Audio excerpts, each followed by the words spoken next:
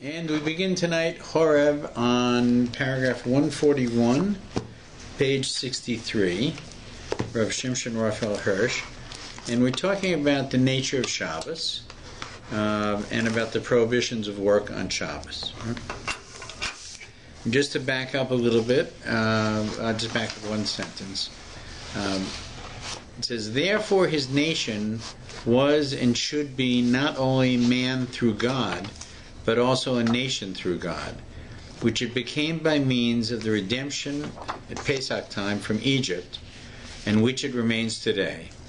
So the Sabbath now became the symbol of God's rule of the world, and of Israel, and of the task of the Jew, as man and as Israelite. Mensch Yisrael. But how can the Sabbath become such a symbol?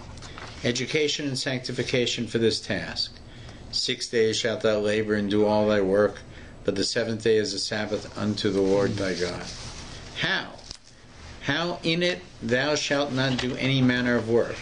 How above all does man show his domination over the earth? In that he can fashion all things in his environment to his own purpose. The earth for his habitation and source of sustenance, plant and animal for food and clothing. He can transform everything into an instrument of human service. He is allowed to rule over the world for 6 days with God's will. On the seventh day, however, he is forbidden by divine behest to fashion anything for his own purpose. In this way, he acknowledges that he has no rights of ownership or authority over the world. Nothing may be dealt with as man pleases, for everything belongs to God the Creator, who has set man into the world to rule it according to his word. On each Sabbath day, the world, so to speak, is restored to God, and thus man proclaims both to himself and to his surroundings that he enjoys only a borrowed authority. So this plays out both in a kind of macro way and in a micro way on either side of Shabbos. In the macro way, when it comes to Shemitah, we have a whole year of Shabbos, basically, in which the land is not worked. And we recognize that the land is not ours at that point, that whatever grows on the land is for anybody who picks it up. Of course, Yovel, which is 7 times 7 plus 1, the Jubilee year, right, is even more so. And God promises us that even when there's 3 years of no growing, right? Now, by the way, it's a little bit confusing for us because we live in a world where something isn't grown in Toronto, it's grown in Mexico, and it comes here in a day. Right? But imagine a world in which agriculture was essential to survival. Right? So to say, for the next 2 years we're not going to plant is one of the great proofs that the Torah wasn't written by a politician to organize a nation. Because if God... if a president, were to say to his agricultural people, for the next 2 years we're not planting, right? And God is going to provide food for us for not 2 years, but really 3 years, because we plant in the third year, we're not actually going to get it at the end of the third year. That person wouldn't be king for very long. He would retire. So the purpose of this is for us to recognize to whom the land belongs to. Right? And when we say the land in an agricultural society, we're talking about the universe itself.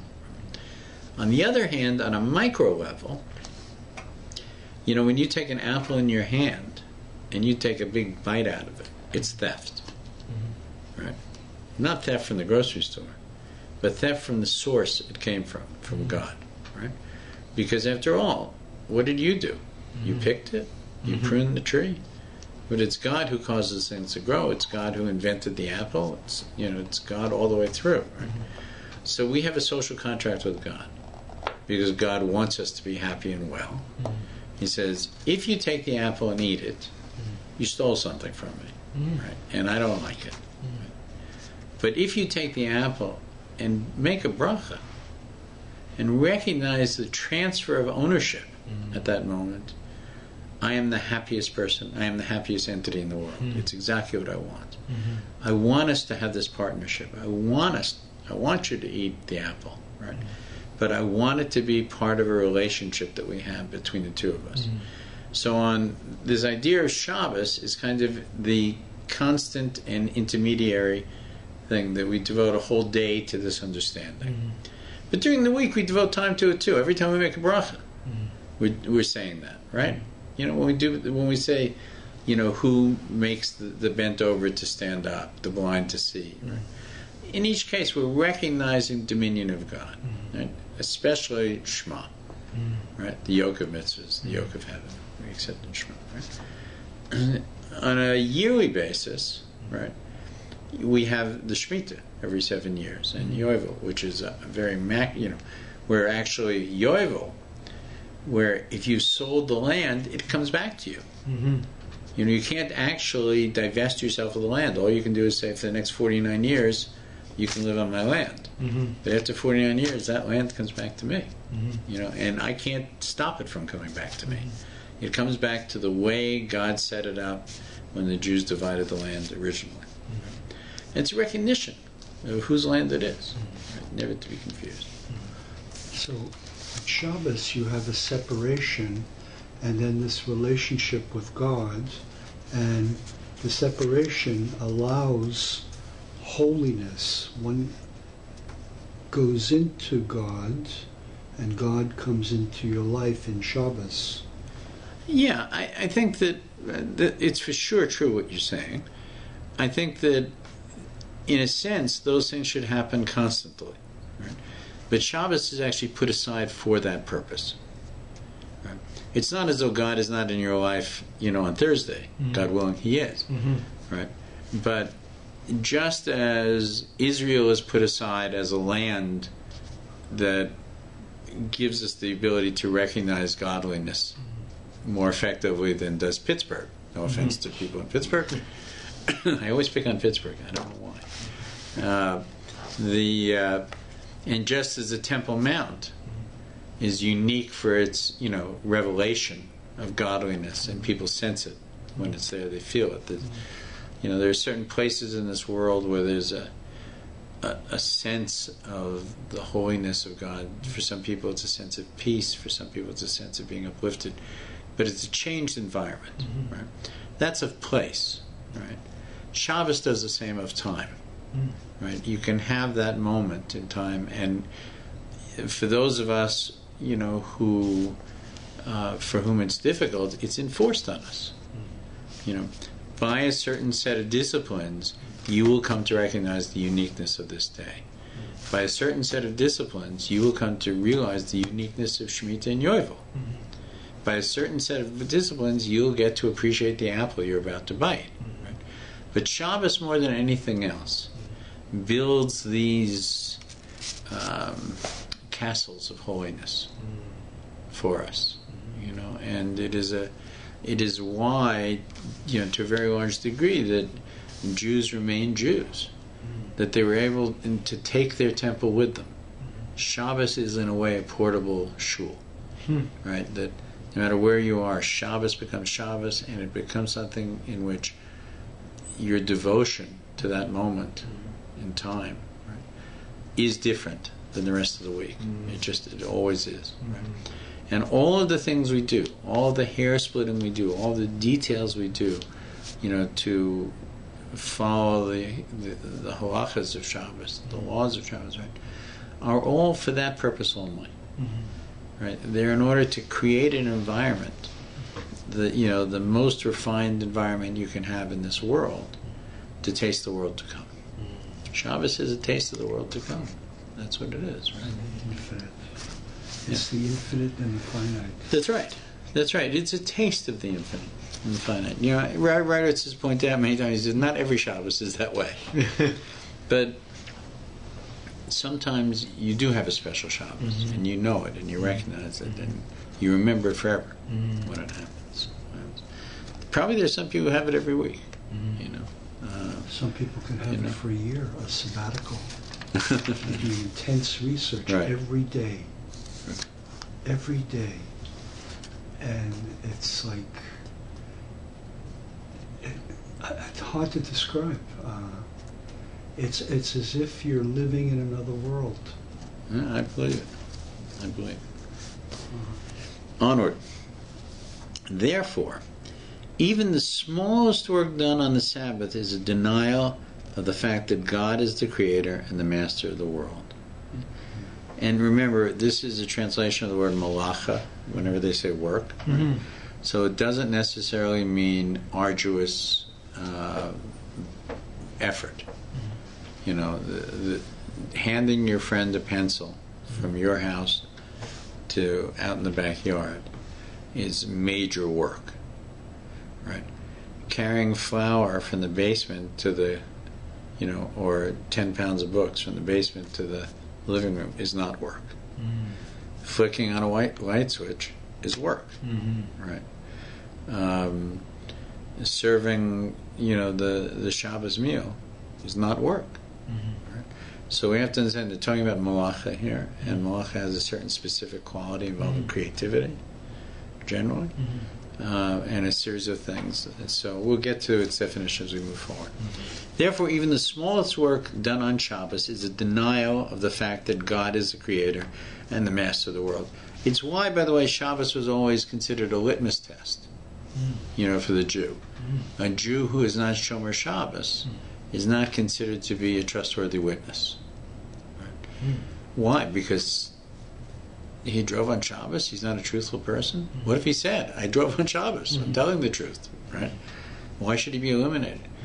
It's because keeping Shabbos is a statement that God created the universe. Right? And not keeping Shabbos is a denial of that. Right? If you're knowingly denying it, right? You know what it means and you still deny it. So consequently, being Shomer Shabbos, there's a phrase, he is a Shomer Shabbos. Right? He is a Mechal Shabbos. He violates Shabbos, right? Two different personalities, and when you say somebody's a Shomer Shabbos, immediately you think to yourself, okay, if he needs a place to stay and I'm not in town, I'll give him my keys at the airport because he's a Shomer Shabbos. Right? Yeah. It's like that simple. Right? Yeah. It's the litmus test. Right? And I can tell you 100 stories where exactly that happened. To people where, I know it happened not at one point with Rabbi Becker. He was in the Dallas airport, and he got into a conversation with the guy in the waiting room. The guy was leaving and he was coming. And the guy said, where are you staying? And he said, find a hotel close to the shul, I guess, right? He said, I live next to the shul. Here's my keys. Never met him before. He's a Shomer Shabbos. Yeah. Right? It doesn't mean, by the way, unfortunately, that every Shomer Shabbos is perfect. Right? But it is a litmus test for this reason. Right? It is an arrogant setting up of man as his own master, the denial of Shabbos. Right? It is a denial of the whole task of the Jew as a man and as an Israelite, which is nothing but the management of the earth according to the will of God. This is our job, right? It therefore incurs death and excision from the congregation of Israel. On the other hand, every refraining from work on the Shabbos is in itself a positive expression of the fact that God is the creator and the master of the world. That it is He who has set man in his place, and He who is the lawgiver of his life. It is a proclamation and an acknowledgement of our task as men and Israelites. So he's explaining what I just said, right? This is why it is the litmus test. More than any other series of halachas. This is it, is Shabbos. Thus doing no work on the Sabbath is an ois, a sign, an expression for all time. The Sabbath expresses the truth that only God is the creator and master of all, that man, together with all else, has been called to the service of only God. So, another sign is the bris milah, right? And so Shabbos is kind of on that level. One of the obvious differences is that bris milah is something that is done of the willingness of the parents. Shabbos is something that the person is choosing to do on their own. So the ois of Shabbos, has a lot of free will involved in it as well. It is a moed, a time institution, a day singled out from other days, a summons to the ennoblement of life. It is Kodesh, holy, a holy time. If during the 6 working days man forgets that the Almighty God is the source of all power and his lawgiver, then the Sabbath comes to elevate him by directing him once again towards his Creator. So here Rav Hirsch is saying that it's very possible that a person is so busy with the hurly-burly of life, with the pressures of life, that he very possibly during the week does not have the kavanah of what's going on. Right? He's not a bad person for it. Right? And that's why every day is not Shabbos. Right? It's why Shabbos is set aside specially, to say, okay, during the week these things happen. It's better it doesn't. It's better, you're davening 3 times a day, so you have time there. You make a bracha. There's an idea that you should make 100 brachas a day, every day, right? So you make 100 brachas every day, you're averaging 4 an hour. You're really averaging closer to 6 an hour because you sleep. You don't make brachas when you sleep. So if you're able to make 6 brachas an hour, right, between the Shemona Esrei that you do and the washing of the hands and leaving the bathroom and the food you eat, and the benching you do, right? At the end of the day, you're going to have a lot of consciousness of God in the process. But if you don't, right, then you still have Shabbos. Right? Shabbos is the fallback. It's there, to line you up again. People often say that Shabbos is the time when I recharge my batteries. I don't think it is that, actually. But I think it is a time when I realign my life. Right? If it's, we all have tremendous pressures. Particularly, I think, we're not living in the prosperity of the 1950s or the 19 whatever the time I had it. We're living in a time where there's tremendous stress, whether people will make the rent the next month, whether people will put food on the table, whether their children will have clothes that they need to wear. Really very, very basic needs are there, right? And all of those pressures have a tendency to push aside our relationship with God. And by the way, God recognizes this. It said that the Jews had trouble breathing, that they could not take a deep breath in Mitzrayim. And so it wasn't surprising that they kept moving further and further away. The Perkei Avos says, where there is no flour, there is no Torah. Where there is no Torah, there is no flour. Right? That you need both, right? When Pesach comes, right, what do we say? That those who are in need, right, should come and eat with us, right? And what is it? Let me think how it goes. Those who are hungry should come and eat with us, and those who are in need should enjoy the Pesach feast. So, is that a repetitive statement? No. First, feed him. You met a guy in shul, right? He wandered into town. He hasn't had 4 squares in a long time, right? Don't bring him home and tell him the intricacies of the laws of Pesach. Put some food in front of him, right? If he's hungry, he should come and eat, right? If he is in need, right, spiritual need, right, he should enjoy the Pesach, right? Because the Pesach will also fill him spiritually, right? But not first. First feed him. First feed him, right? So, this is a constant issue for us, right? And by the way, Shabbos, Oneg Shabbos, 3 meals, right? You're supposed to have 3 meals. It's a moment's pleasure. It's also a moment where even during the most difficult times, Jewish families have been able to push those stresses away. I heard a story years ago of a fellow who was shipwrecked in Morocco, and he was taken into a home, and as it was a Friday night. But he'd been shipwrecked and he was found on the beach. He's almost unconscious, right? The Friday night, the family took him into the home, And when he wrote the letter home, he said he had stayed with the King of Morocco, King and Queen of Morocco. Right? He was an average Jewish family. Shabbos. Right? You know, his wife was a Malka. She was a queen on this day. Right? He sat at the head of his table and he was a king. He had princes and princesses beside him. And that was the perception of the guest. Wow. That's what he had witnessed, right? He thought that's what he had experienced, right? And yeah, it was. So even people who are in families that are under tremendous stress, somehow Shabbos is often a moment where it relents. You know, when Havdalah comes, it comes in a very painful and hard way. You really don't want to let go of Shabbos in those ends. You're going to now, face, the collector. You're going to face the holes in your kids' shoes. You're going to face the fact that the rest of the week you're eating scraps. But somehow it all came together, right?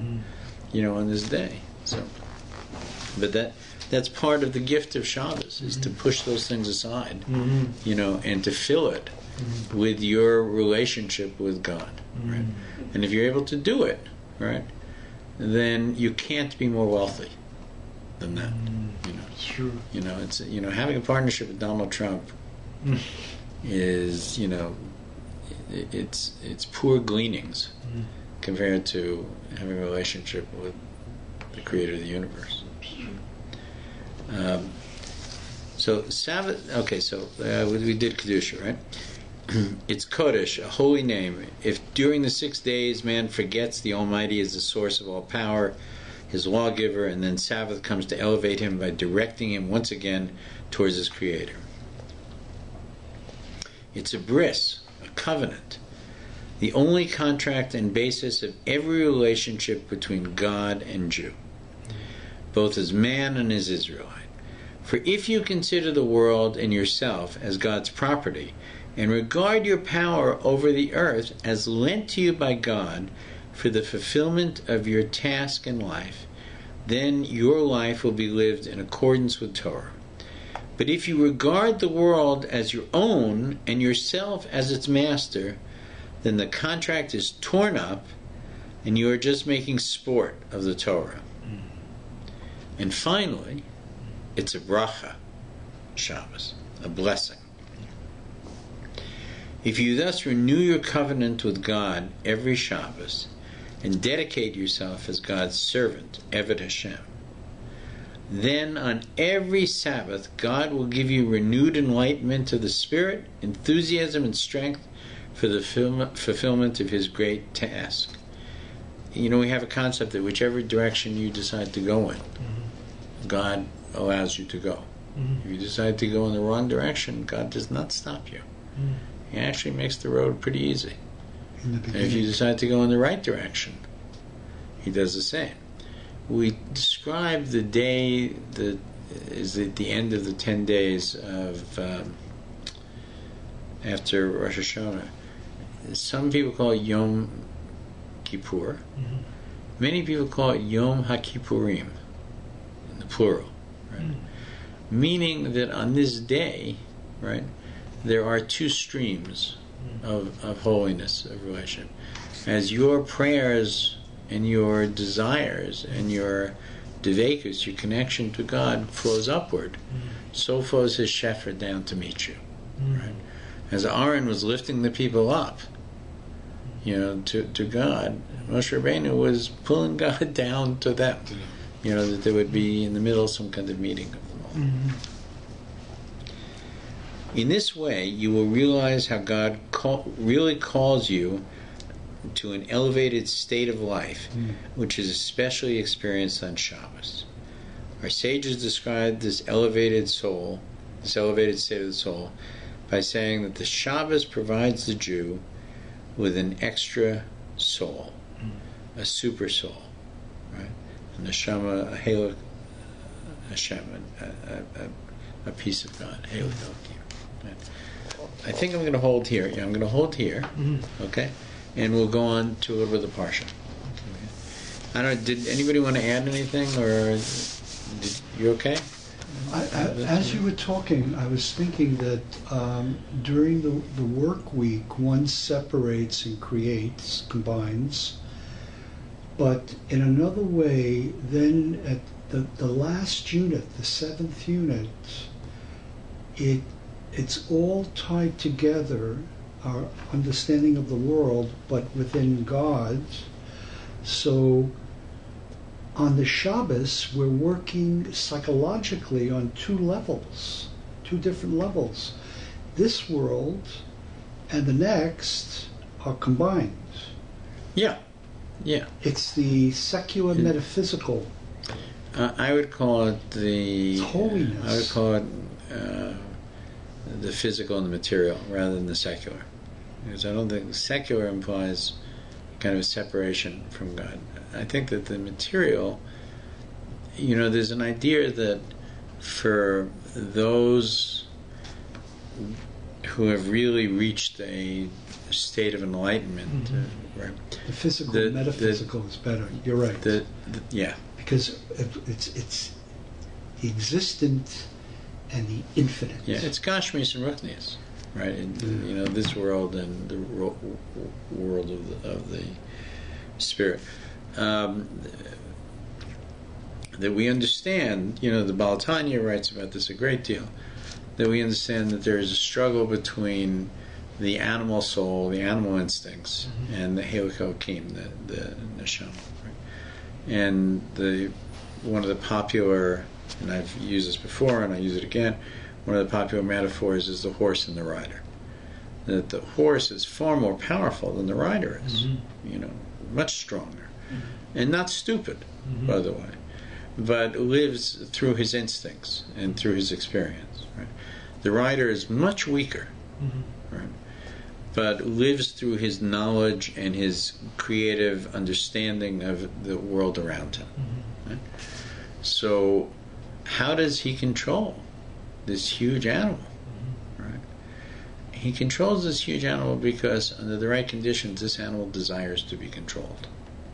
That's really the essence of it. When a horse is not broken and doesn't want to be controlled, the rider can't do it. That's right. And if a rider gets on a horse, I used to teach riding, if a rider gets on a horse and doesn't have control of the horse knows it, and will drive the rider crazy, and will do exactly what he wants to do. He'll go here, and then he'll go to the barn when he's ready to go to the barn. Right? And the rider, I don't know if you've ever gone riding. If you ever go riding with people who have no experience, right, you'll see that it's a very difficult experience for them. And when you teach somebody riding, you know that the first thing the horse will do, after the rider gets on and you start to go down the path, the horse will stop and bend his head down and chew the first plant it can find. This is a test, right? The horse wants to see what you're going to do, right? If you're going, right, the horse says, I know what my day is going to be like, right? So if you're an instructor, you teach the rider, right? When the horse does this the first time, you pull hard up. Pull that bit into his mouth, hard up, right? You only have to do it once. If you don't do it once, you'll be doing it a little bit constantly for the whole ride. If you do it once, the horse says, oh, I understand. He knows what he's doing. And now I'm happy. Because I actually want a rider who knows what he's doing. Right? I want a rider who knows what he's doing. That's my relationship. I've been created to serve. Right? But if the guy doesn't know how I'm supposed to serve him, I got to figure out his job. It's going to be bad for everybody. But if he knows, right, we're both happy. Right? So it is with the neshama and the guf, with the soul and the body. The body is stronger than the neshama is. Right? Your desire to stay in bed on a cold Saturday morning instead of coming to the Hashkama Minyan, right, is very natural. It says that the Chovetz Chaim, one of the great sages of our time, used to wake up in Radin in Poland, and it was very cold in the winter, right? And the minyan was at sunrise, so it was at 6:30, right? And you wake up, and he was 70, right? His bones hurt, right? It's cold, arthritis. We didn't have the kind of heat we have, right? nice heavy quilt and warm, right? And he wanted to roll over, and he would look, and he would say, "How is it you're at work already? You're dressed, you're ready, and I'm still here." He was talking to his Yetzer Hara. Yetzer Hara was out of bed a half hour before he was, fully dressed, ready for the day, and I'm laying in bed. And he looks beautiful, right? And he's telling me, it's okay. I'll take care of the day. You schluff a little bit. And suddenly have this awareness of it, right? So the Yetzer Hara is our body wanting to do the natural thing, the comfortable, the soft, the warm, the cuddly thing, right? And our neshama is saying there's something more important. And over time, the neshama, like the horse, by pulling up like this, becomes trained to look forward to doing the mitzvahs. Not at first. Not at first. But eventually, you know, if you're putting on tefillin every day, and for some reason you don't get to put on tefillin, the whole day is like a consciousness of, when am I going to get a moment to get my tefillin on? I got to get my tefillin on. I got to get it right. Whereas, you know, sometimes, you know, when people first started, it's a labor to do. I got to find time. When do I do it? I'm rushing here. I'm rushing there. When do I get to manage it? I don't get to shul, so when you know, it's a whole kind of balagan. Right? But if a person, you know, doesn't, then the neshama says, "What happened, head? What happened, arm? Why aren't I there? Why aren't we doing this? We need this, you know." And the body agrees, right? But it needs the training.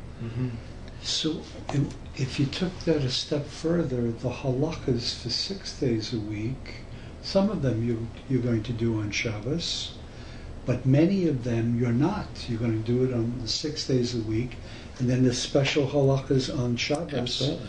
plus some others. Yeah, by the way, making the 100 brachas on Shabbos is very different than doing it during the week. Right? Because, for instance, your Shemona Esrei is shorter. Right? Instead of having 19 brachas times 3, you have 7, 8, 9, right? Whatever. You know, so where are you making up those brachas? Well, you're making them up because you're benching 3 times. Normally you don't bench 3 times in a day, right? You know, maybe you bench for dinner. The rest of the time you're saying a little after bracha, you're running, you're having a snack from here to there. Shabbos, it's proper benching 3 times, right? You know, right? So, but there are people who at the table will put besamim, so that at each meal they make a bracha of besamim and smell it and enjoy it, right? Because it's one more bracha that they're making. Could one say that in the 6 days of the week, one does halachas that allows you to create a world, but on Shabbos you create an extended world into God with halachas, because you're benching more often, and you're not. I'm just. I wouldn't call it creating. I would say that you're having an awareness of it On Shabbos. Yeah. You know, I mean, you know, what happens during the between Rosh Hashanah and Kippur? What's special about it? When you're looking at yourself and but what's actually special about it? It's the same hours in the day, right? There actually is something special about it. The universe is different, right? You know, when the prophet says, "Seek God where He can be found," right? He's talking about this time, right? That there's a level of revelation of holiness that we are able to perceive, right? That is greater at that time. That is greater in Israel than it is out of Israel. That is greater on Shabbos than it is another time. It's not that there's more or less holiness in the world, but our ability to perceive it, that is granted to us by God, is greater at different times and different places, right? And they are marked in the calendar, and they are marked geographically. But certainly, during the 6 days of the week, we are repairing and creating a physical world, but on Shabbos, we're creating ourselves in a way, in reaching out to the infinite. Yeah, I have trouble with the word creating on Shabbos. That's all. The recreation of ourselves as being holier, being elevated. I think we become elevated. I think that's for sure true. Yeah, I mean, it's the whole idea, it's this mystical idea that he ends with here, right, is that there's an additional soul that comes to you on Shabbos. This is a very mystical idea. Not everybody holds this way, right? You know, but the idea, even if you don't hold this way, the idea that something changes, you know, on Shabbos, you know, the idea of Kegavna, this, I don't know if you had a chance to look at it yet, this unity that goes on. And by the way, I heard a tremendously interesting explanation from Rabbi Hecht recently. Hope he doesn't mind that I'm quoting him. But he was saying that the Shekhinah is not so much a part of God as a creation of God to relate to us. Because there's a question, how can the Shekhinah become unified with God as though it's separated from God, right? If it is God. And if it is not God, then is there something divine about it that it becomes united in a way like man and woman does? It's a question, right? But if it's a creation of God, maybe there's room for that to happen at that point. And instead of a duality, it becomes, you know, as though it's returning to a place. But in any case, you know, the nature of Shabbos is that, you know, the other side is banished at that time. Very specifically, you know. I think, you know, people who have temptations to do things that are inappropriate, those temptations are remarkably lessened for most people on Shabbos. You know, their focus has changed. You know, they're not walking by places that stimulate wrong feelings. You know, if there's going to be temptations, it's at the transition points, going into Shabbos and leaving Shabbos. Well, interestingly enough, those are, you know, we understand that Friday night is an extremely dangerous time. Stressful. It's dangerous in the universe. The tectonic plates of the universe are in motion at that time. And many people will find, and I've seen it with my own child, I saw it with other children, that Havdalah is a time in which children start to cry. It's the most interesting, and it doesn't matter what time it comes. Because they're giving right? up something. You know, you'd say, oh, they're tired. It's 9 o'clock at night. But sometimes it's 5 or 6 o'clock at night. Right? They understand that the universe is changing. They sense what we don't sense. They sense it. And I've seen it over and over and over in people's homes, that young children, toddlers, infants, you know, very young children, begin to cry inexplicably. You know, as Havdalah is coming in. Sometimes adults inside will cry a little too. Yeah, no, well, we should. I mean, no, the loss of Shabbos, right?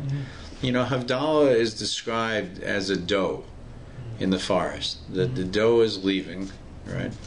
You know, and some call it Havdalah, some say Moav Malka is the example of it. That I don't know if you've ever seen a deer in a forest. If you stand very still when you see a deer in the forest, right? You can make eye contact with it for a moment. For a moment, then boom. Right? And then it's gone. Yeah. But that moment of eye contact before it vanishes off into the forest, you know, or into the snow, whatever it is, right? By the way, it happens with other animals too, but the deer is the one that was chosen, right? That moment of eye contact, which is a very kind of divine moment between man and animal, right? Is described as what this moment is, the final moments of Shabbos are like, that you have this one moment and then it's finished. Yeah. Right.